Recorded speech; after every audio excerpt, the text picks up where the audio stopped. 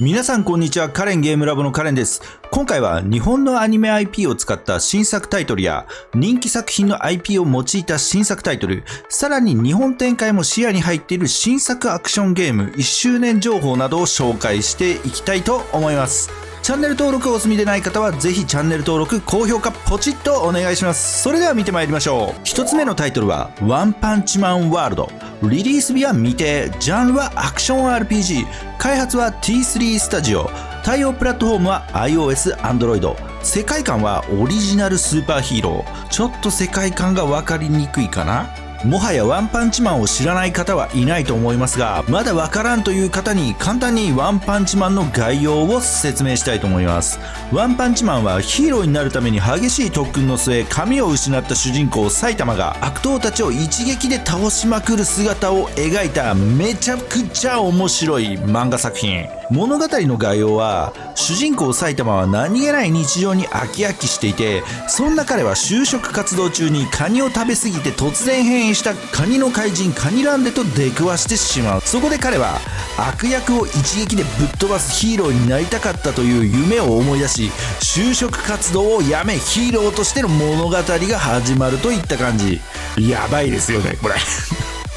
就職活動をやめちゃうんですからね。主人公の埼玉は物語の中で最強のポジションでやばいくらい強いんですよ。さらにこの物語を面白くする立役者である脇役たちの存在も大きく、この脇役も相当強いんですが、そんなキャラたちが倒せない怪人を主人公埼玉は一撃で粉砕してしまうので、その強さがさらに引き立ってくるという感じなんですね。コメディ要素も満載なのでかなり面白い作品。そんなワンパンチマンの IP を使った新作アクションゲームワンパンチマンワールドがリリースするということで、最新の PV を見る限りだとかなり原作に寄せてきている感じで、今流行りのアクションゲームを踏襲した感じなんですよね。現在日本でリリースしているワンパンチマン一撃マジファイトとは全く要素やテイストの違うゲームとなってますよね。求めていたのはこれだったんだって感じです。本タイトルは原作の追体験やオリジナル要素が入っているということで、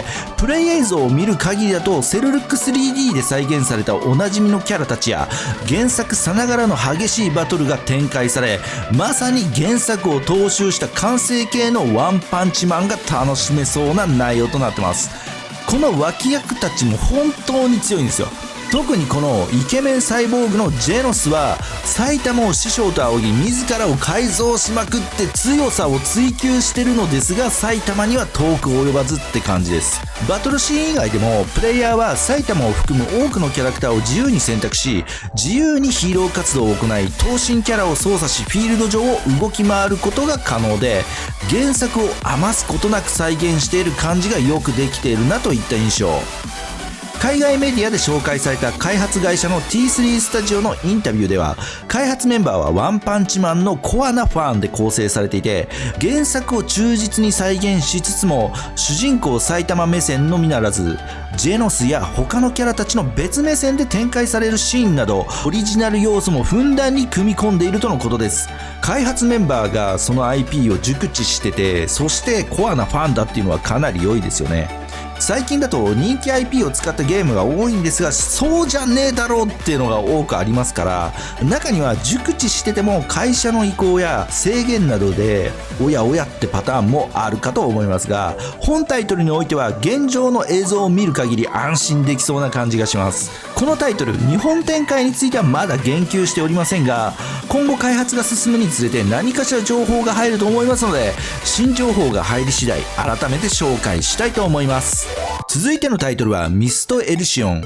リリース日は未定、ジャンルはスクロールコンバット RPG、開発は南京越州区ネットワークテクノロジー、対応プラットフォームは iOS、Android、世界観はファンタジー。本タイトルは横スクロールアクションとターン制バトルの2パターンの戦闘を楽しめるタイトルとなっており、アクション面ではメトロイドバニア系の内容となっており、アクションはもちろん探査など行える要素があり、ターン制バトルは PV を見ている限り FGO を彷彿とさせる内容となっております。メトロイドバニアであったり FGO であったり、人気のある作品を踏襲しオリジナルストーリーで展開させていくのかなといった印印象です。また開発者さんのインタビューではバルキリープロファイルにも影響を受けているということで、本タイトルの世界観設定などはかなり寄せてきているような感じがします。何にしても人気作品を踏襲した作品ということが伺えます。しかしながら、なんとこの会社開発資金難に陥っているということで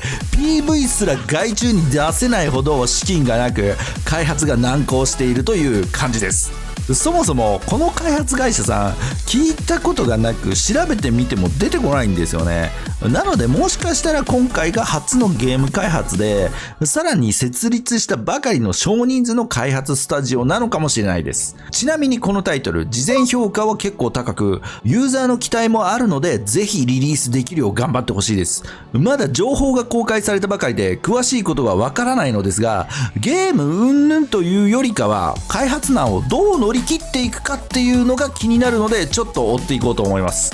続いてのタイトルは至高の御方が登場するオーバーロードキングオブナザリック。リリース日は未定、ジャンルは不明、開発はビリビリだと思う。対応プラットフォームは iOS、Android。世界観は異世界ダークファンタジー。3月9日に初公開となったオーバーロードの新作モバイル向けゲームオーバーロードキングオブナザリック。こちらも先ほど紹介したワンパンチマン同様、日本の人気作品を使った作品となっております。さすがにオーバーロード知らない方はいないと思うんですが、念のためおさらいを兼ね作品概要を紹介したいと思います。本作品はナロー系原作の丸山久我根様による作品で、小説、アニメ、コミック、映画、グッズなど幅広いジャンルで展開されている超人気作品。物語の概要は、未来に存在する VRMMO ユグドラシルのサービス終了の日、最強ギルドの一角であるアインズ・ウルゴーンのギルドマスターモモンガは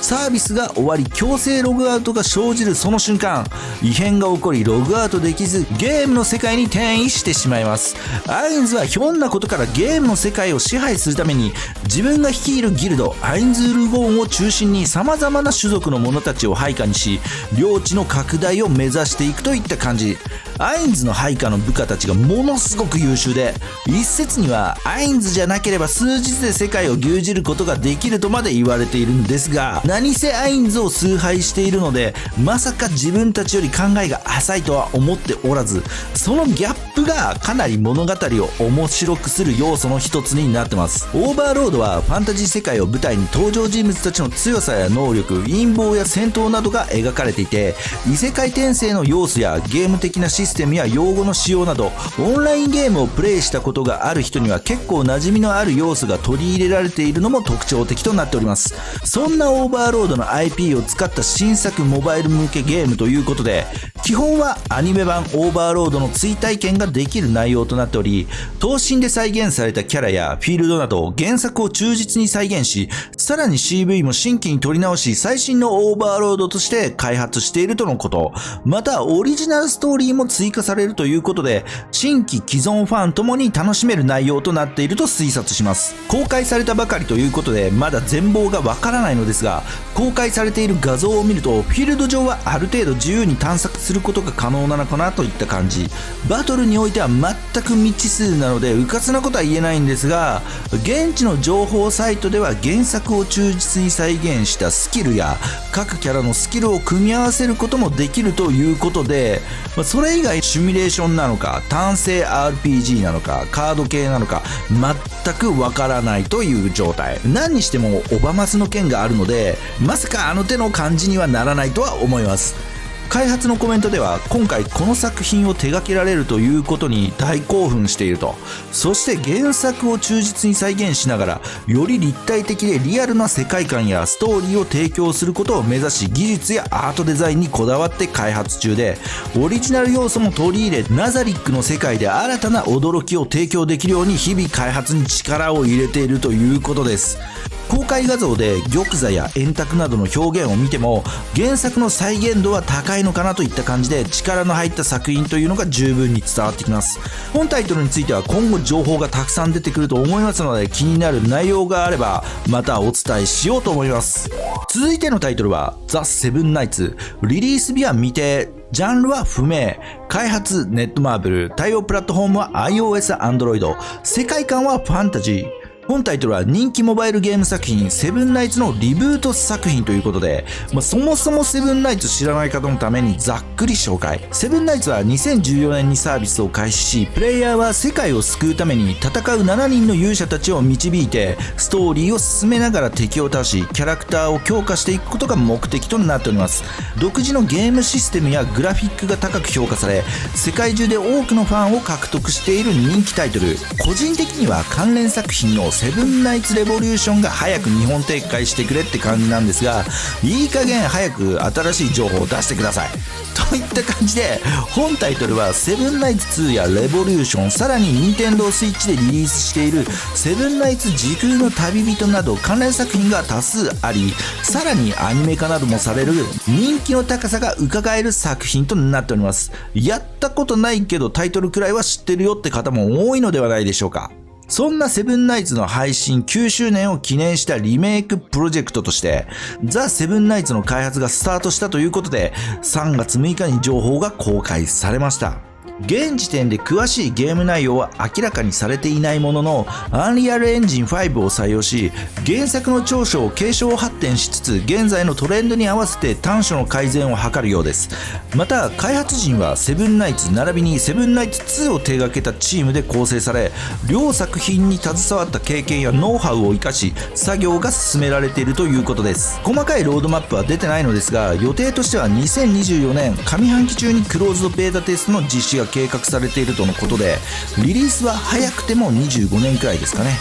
ちなみに今お見せしているティザームービーはセブンナイツに登場する4校の一人エースにフォーカスしている内容となり、こういった各キャラの新ムービーが今後公開されていくと思います。リリースはまだまだ先なので、これから色々情報が出てくると思いますが、その前にぜひレボリューションの日本展開を早期に実施してほしいという感じです。続いてはこのチャンネルではおなじみのタイトル、真空の目。リリース日は2022年4月22日。ジャンルはスタイリッシュアクション RPG、 開発はヨースター、対応プラットフォームは iOS、Android、 世界観は近未来 SF。 本タイトルについて日本展開云々の話ではないんですが、なんとリリース1周年がもう間もなく実施されるということで、ちょっとしたお知らせですね3月11日に生放送が実施される予定で、その中で周年記念の情報が出てくると思うのですが、昨年7月に公開された開発レターで今回1周年で登場する新マップやキャラなどの情報が公開されていて、このタイミングで出すんだなといった感じです。さらに今後は大きな改修も入るようで、レストラン要素やオンラインマルチプレイに対応したコンテンツなど1周年を皮切りに大きく真空の目も変わっていくのかなといった感じ。これからリリースする日本版含むグローバル版の展開においても、今の状態で出すというよりかは大きく変わった真空の目をリリースしてほしいといった感じです。特にマルチプレイについては気になっていて、現状バランスブレイカーとなるキャラがたくさんいるので、マルチプレイをした場合ゲームバランスが完全に崩壊してしまうので、そのあたりの調整がどうなるのかが気になる部分です。この手のアクションゲームの競合があれとこれなので、もたもたしているとユーザー離れにもつながるし、新規獲得が難しくなってくるかもしれません。特に日本においてはこれに期待している方が僕も含めかなりいるので、遅れを取るとやばいかもしれないです。11日に放送される内容で、今後のロードマップや気になる日本を含むグローバル展開の時期について何かしら発表があることを期待しております。はい、今回は日本の IP を使った新作や人気スマホゲームのリブート作品、さらにスタイリッシュアクション RPG の計5本を紹介してまいりましたが、いかがでしょうか。日本の IP をしっかりと丁寧にゲーム化してくれるっていうのはかなり嬉しいですよね。ぜひ日本展開も視野に入れてリリースしてほしい感じです。ということでチャンネル登録はお任せしますが、ぜひもう一本カレンゲームラボの動画を見ていただけるとありがたいです。それでは今回はこの辺でご視聴ありがとうございました。引き続きよろしくお願いします。